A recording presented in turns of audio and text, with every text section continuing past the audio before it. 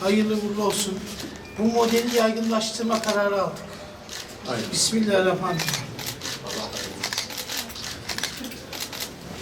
Çünkü yani Burası dışından bunu yerel esnafa yaptık yani masayı. Sandalye burada yoktu. Ergonomik olduğu için Ankara'dan geldi. tamam. Buradaki kitapların hepsi etik kurulun tavsiye ettiği kitaplar. Evet. Bayağı eski bir basım ya. Tamam, bunu yaygınlaştıracağız. Zaten aklımda başka şeyler var.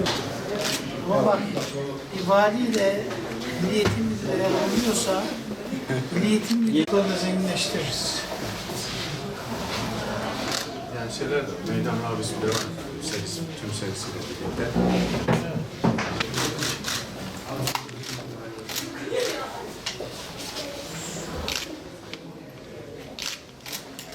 Konsantre bir mekan, tamam.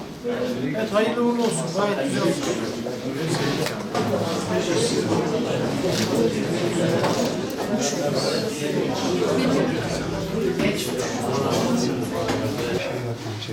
Tamam. Zoray diyor mu? Zoray kim?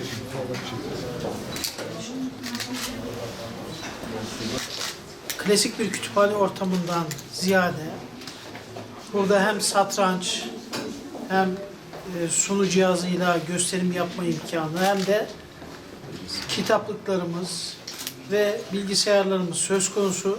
Burada çocuklarımız internete de bağlanacak, kitap da okuyacaklar.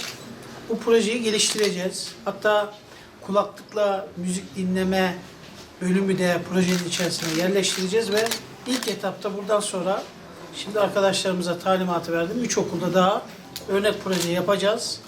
Burada gerçekten nezih bir döşenmiş ortam var. Çocukları cezbedecek bir ortam var. Bizim Muş'ta 400 bin nüfusumuz var, 407 bin. Bunun 100 bini öğrenci. Yani genç ve çocuk nüfusumuz çok fazla. Bizim bu alanda önemli yatırımlar yapmamız lazım. Bu konsepti yaygınlaştıracağız. Okuyan bir Muş, sosyal aktivitelere katılan bir Muş elde edeceğiz. En büyük yatırımımız gençlere ve çocuklarımıza olacak. Genç ofisimiz, Gençlik ve Spor Bakanlığımızın destekleri, Spor Toto Teşkilatı'nın katkılarıyla bugün Muş İMKB Lisesi'nde açılmış bulunmakta. Genç ofisimizde 4000'e yakın kitap bulunmakta. Öğrencilerimiz ansiklopedilerden tutun da dünya klasiklerine, romanlara, gazetelere, bulmacalara kadar her türlü yayını bulabilecekler burada. Onun haricinde diyelim ki kitap okumaktan sıkıldı, bir kafasını dağıtmak isteyecek ya da herhangi bir boş vaktinde değerlendirmek istediğinde satranç masalarımız kendilerini bekliyor. Mangal oyunlarımız kendilerini bekliyor. Gerek bilimsel araştırma, geliştirme açısından gerekse ödevleri olsun ya da herhangi bir aktivite olsun değerlendirmek üzere bilgisayarlarımız var. İnternetlerimizin bağlı olduğu.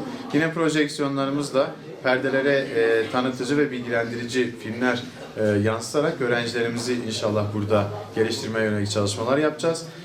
Yine aynı zamanda ikramlarımız olacak burada. İkram köşelerimiz var. Bunun haricinde yine genç ofisimize biz Milli Eğitim Müdürlüğü personelimizle birlikte sürekli irtibat halinde burada projeler yürüteceğiz. Bu sayıyı inşallah bütün okullarımıza olmasa bile ana bölgelerde olan pilot okullarımıza uygulayarak genç ofislerimizi sayıyı arttırmayı Sayın Valimizin desteğiyle ve Bakanlığımızın desteğiyle planlıyoruz.